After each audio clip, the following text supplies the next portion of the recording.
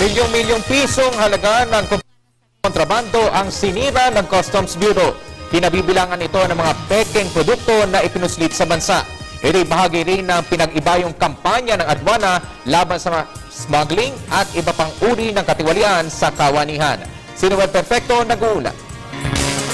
Muling pinagdiinan ni Customs Commissioner Rufy Biason na wala siyang sisinuhin sa pagpapatupad ng kampanya ng pamahalaan kontra lahat ng klase ng smuggling o katiwalian sa bansa.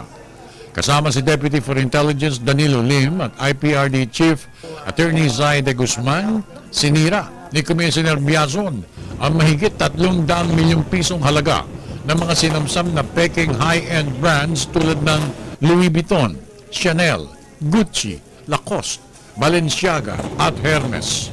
Ay kay Biazon, ito'y patunay lamang na hindi papayagan ng adwana ang paglaganap o pagdami ng mga pahirap sa mamamayan gaya ng pagbebenta ng mga peke o counterfeit goods sa bansa. Pinangangalagaan natin ang intellectual property rights at pinapatupad natin ang mga batas, makakasiguro tayo na tataas ang standing natin. So ito'y may kahalagahan din sa image ng ating bansa. Tiniyak rin ni Biazon na pangangalagaan ng pamahalaan ng interes ng mga dayuhang investors at distributors ng mga high-end brands o materyales sa bansa. Ito ayon kay Biazon na isa sa mga napag-usapan ng international meeting ng mga customs officials sa Singapore, kung saan ang prioridad ng pulong ay ang pagsugpo sa smuggling sa buong mundo. It guides us towards the preparation for the ASEAN Economic Community in 2015. We are updated on the developments in our counterparts, among our counterparts, specifically within ASEAN.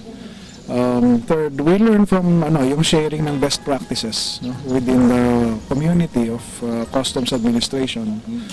And of course, again, ulitin ko na bibigyan tayo ng recognition with our counterparts.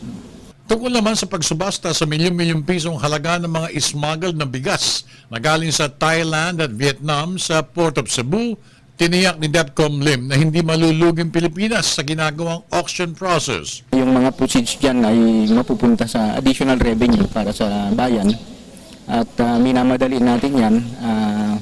Ang target ng collector natin sa Cebu ay matapos lahat ng yan by the end of this month. Matindi ang atas ng Pangulong Benigno Aquino III na tapusin na ang maliligayang araw ng mga sindikato ng smuggler sa bansa at ikot ang lahat ng mga ito. Para sa Telebisyon ng Bayan, ako naman si Noel Perfecto.